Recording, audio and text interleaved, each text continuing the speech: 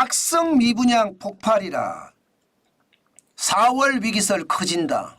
여러분, 이 말이 사실일까요? 일단 여러분, 이 지표를 먼저 한번 보시죠. 이 지표를 보면 여러분들도 사실에 가까울 거라는 걸 예상할 수 있을 겁니다. 바로 이겁니다. 준공 후 미분양. 집을 다 지어놨어요. 아파트를 다 지어놨는데 미분양이 나서 돈이 잠겨 있다는 뜻이에요. 그게 2023년 1월에 7,546가구였거든요. 그것이 2024년 2월에 11,867가구입니다. 무려 1년 1개월 사이에 57.3%가 늘어났습니다. 4,221가구나 늘었다는 뜻이에요. 준공 후 미분양을 일반적으로 악성 미분양이라고 하거든요. 돈 다 집어넣어서 아파트를 세워놨는데 이게 분양이 안 되니까 돈이 안 돌아오잖아요. 돈이 안 돌아오면 건설사들 입장에서는요, 이게 운영비가 없어서 빚을 갚을 수가 없어서 결국은 흑자도산이 날 수가 있다는 겁니다. 이 흑자도산이 4월 위기설의 진원지입니다. 그만큼 말입니다. 준공 후 미분양 굉장히 크다는 사실이에요. 이거 말입니다.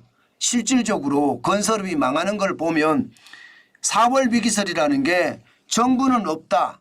그러면서 말입니다. 건설사들의 땅을 지금 LH가 사주겠다. 이렇게 이야기하지만요. 워낙 말입니다. 상황이 굉장히 어렵습니다.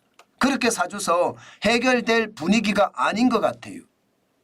2023년에 건설사 폐업을 보면 2,347개입니다. 그중에 말입니다. 418개가 종합건설사였고요. 전문건설사가 1,929개였습니다. 그런데 2024년 1월 2월에 전년 대비해서 19.7%가 늘었습니다. 777개로 말입니다. 전체 전문건설사는 674개가 망했고요. 심지어 종합건설사가 103개나 망했습니다. 그러니까 돈이 잠겨져 있어서요. 이게 돈이 회전이 되지 않으니까 종합건설사는 전문건설사에게 돈을 계속 지불을 해줘야 되는데 지불 못하니까 전문건설사가 망하고요. 결국은 종합건설사도 전문건설사를 못 주고 나니까 스스로 망할 수밖에 없다는 현실에서 일어나고 있다는 뜻입니다. 야, 이것을 보면서요. 지금 얼마나 많은 건설사들이 앞으로 무너질까. 그래서 4월 총선이 끝나고 이게 무너지는 속도가 빨라지면 4월 위기설이 진짜가 되지 않을까. 그런 두려움 당연히 있습니다. 문제는 여러분, 문제는 이게 악성 미분양이 11,867가구잖아요. 이게 말입니다. 빙산의 일각일 수도 있다는 거예요. 왜 빙산의 일각일 수 있느냐. 건설사들 입장에서는요. 악성 미분양, 준공 후 미분양을 제대로 밝히지 않을 거라는 사실입니다. 이게 회사의 이미지가 있기 때문에 미분양이 났다고 이게 공개적으로 자꾸 떠들면 저 건설사가 짓는 아파트는 다 미분양이나 이런 악소문이 만들어질 수 있거든요. 그렇기 때문에 최소만 신고를 할 텐데 최소 신고가 11,867, 1년 1개월 사이에 57.3%가 늘었다는 것, 이것은 어쩌면 말입니다. 더 충격적인 사태가 벌어질 수도 있다는 이야기입니다. 저는 충분히 그런 일이 벌어질 거라고 생각을 하고요. 더 심각한 것은요. 실제 준공 후 미분양 말고요. 지금 분양을 했는데 전체 미분양이 난 것을 보면 이것도 만만치 않습니다. 지금 64,874가구거든요. 증가율이 한 달 사이에 1.8% 늘어났습니다. 1,119가구가 늘어났습니다. 이것은 여러분 준공 후 미분양도 위험하지만 미분양 주택이 이렇게 6만 가구, 6만 5천 가구에 육박한다는 것은 점점 위험이 격해진다. 이렇게 생각할 수가 있는 겁니다. 실질적으로도 보세요, 여러분. 일반적으로 국토교통부가 이야기하는 미분양 위험 수위는요. 6만 2천 가구 정도 된다고 이야기했습니다. 지금 현재 6만 4,874가구니까 이미 국토교통부가 이야기하는 위험 수위를 넘어서 있는 상태고요. 게다가 지금 2년 이상 저성장이 계속되고 있거든요.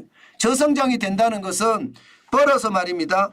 이자도 못 갚는다는 뜻이에요. 그런 기업이 많아진다는 뜻입니다.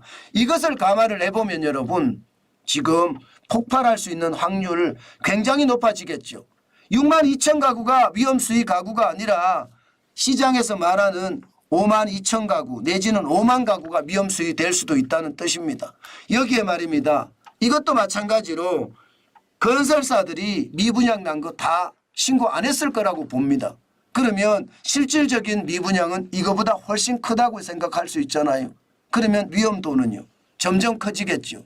2009년에 말입니다. 16만 5,641가구 이때만큼은 아니에요. 이때만큼은 아니지만 지금 6만 4,874가구도 결코 적지 않고요.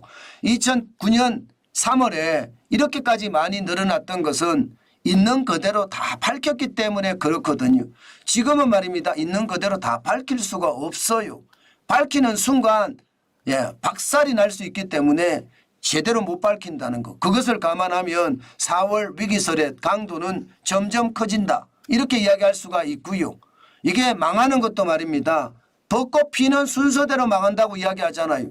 지금 수도권도 10,000가구가 넘어섰고요. 11,956가구가 넘어섰고요. 지방은 52,918가구 이렇게 넘어섰습니다. 지방의 비율이 81.6%니까 지방부터 망해서 서울로 점점 올라오고요. 전문건설사가 망하고 종합건설사가 망하고요. 작은 중견건설사가 먼저 망했다가 대형 건설사까지 망하는 그런 사태가 오지 않을까 저는 충격이 그렇게 비치고요. 특히 수도권에 말입니다. 작년 12월 대비해서 지금 늘어나는 것 이거 저는 굉장히 충격이라고 보고요. 1월 대비해서도 말입니다. 1월 만 160가구였거든요. 만 160가구가 늘어난 것이 보면 1,796가구가 늘어나서 17.7%가 늘어났습니다. 수도권에는 땅값도 비싸고 분양가도 셉니다. 이것은 어떻게 생각하면 돈이 더 많이 잠길 수도 있다는 뜻이거든요. 돈이 더 많이 잠긴다는 것 이것은 어떻게 생각하면 더 큰 위험을 불러올 수도 있다. 이런 말과도 저는 맞닥뜨려진다고 생각합니다. 그만큼 상황이 지금 굉장히 어렵다. 저는 그렇게 봅니다. 4월 위기설 정부는 없다고 단호하게 이야기하지만 사실 시장을 보고 있으면요. 이게 4월 위기설이 진짜 없을까 그런 생각을 지금 할 수밖에 없다니까요. 4월 위기설이 진짜 없을까. 그래서 여러분 우리가 항상 투자는 진짜 조심하시라는 이야기를 제가 많이 드리는데 진짜 조심하셔야 돼요. 지금 자칫 잘못하면요. 어떤 일이 벌어질지도 모릅니다. 지금 정부 입장에서도요. 여러분 상황이 점점 꼬여간다고 저는 생각을 하거든요. 이 꼬여감이 말입니다. 굉장히 크게 벌어질 때 그 위기감은 더 커질 수밖에 없다. 저는 그렇게 읽습니다.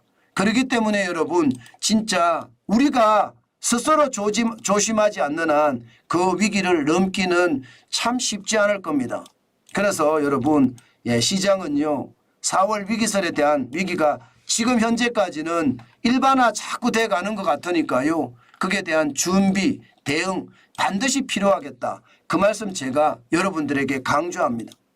그만큼 말입니다. 상황은 점점 열악하게 돼간다는 것 다시 한번 우리가 인식하고 거기에 대한 대응을 마련하는 것도 저는 나쁘지 않겠다. 그 말씀 강조해 드립니다.